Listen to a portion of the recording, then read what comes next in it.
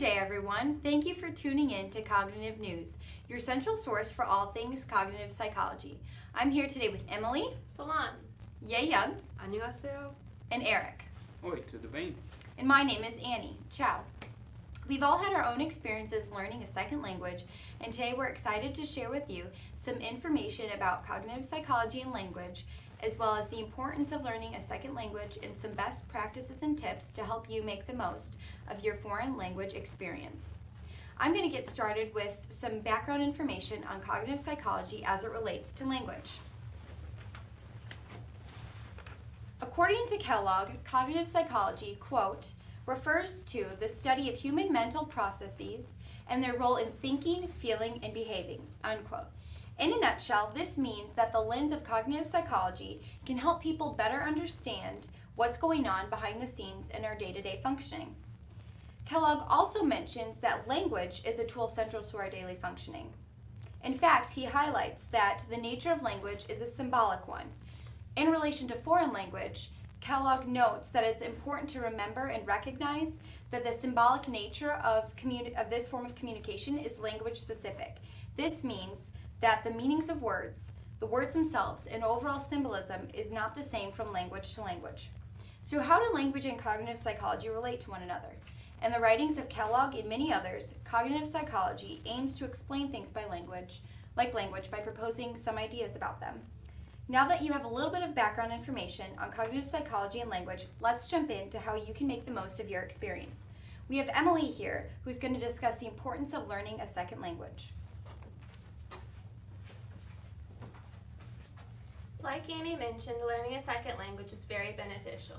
Here are at least 7 reasons why.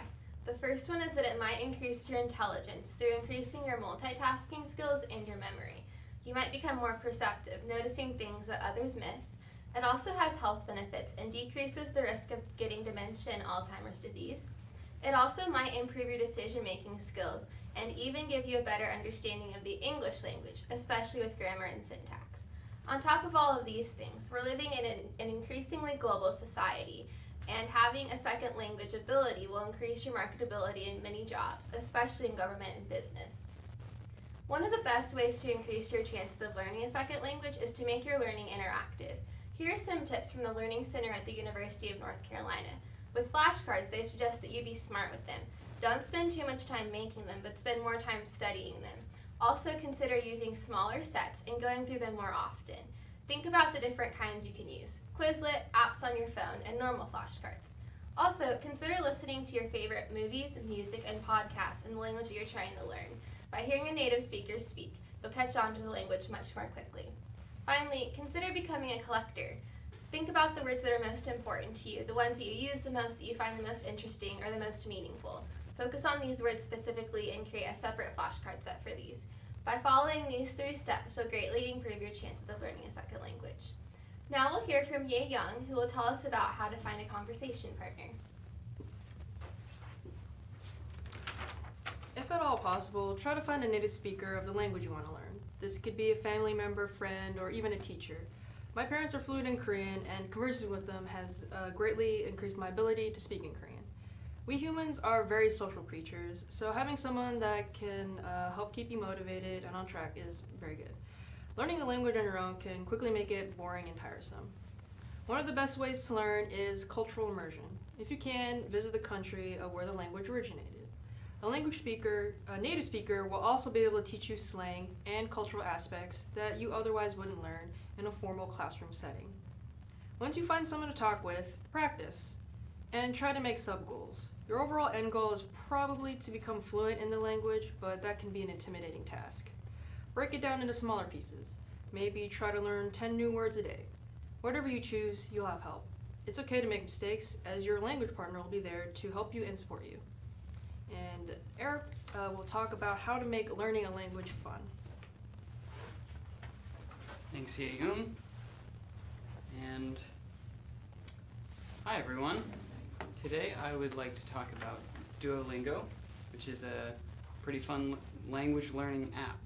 And first of all, I would like to define the word gamification, which is kind of a new concept that has been created for these kinds of apps, learning apps, and just learning through apps essentially. And so gamification is the utilization of elements from